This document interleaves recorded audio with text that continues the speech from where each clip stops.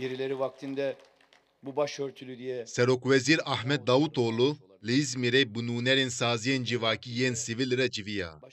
Davutoğlu diyar kir, di vê pêvajoya hilbijartinê de gel dê destûrê nede wan kesên ku dixwazin tevlîheviyan derxin. bunun çarpıcı örnekleri. Biraz önce gelirken Siirt Kadın Kolları Başkanımızla konuştuk. Herçend ku em ber bi hilbijartinê ve diçin, hin kesî dixwazin atmosfereke psikolojik a tirs û xofê pêk bînin. Binêrin, gava din dema ez hatim vir min ev yek dît. Gelek ecêb û sosret e. Berî ku ez wêrim vê derê bi seroka me ya şaxa jinana li Sêrtê re axivîm. Ew bi hevalên xwe re rastê êrişê hatibûn. Seroka me ya şaxa jinana li Sêrtê rastê êrişê tê û ne ji nûnerên partiyan ne jî ji tu kesê deng dernakeve. Hin xêrnexwaz difikirin ka gelo dikarin ji vê tevlîheviyê kar bi desteke alternatif bi dest bixin.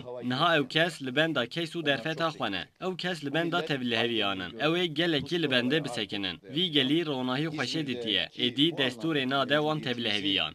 Ve devletin İzmir'e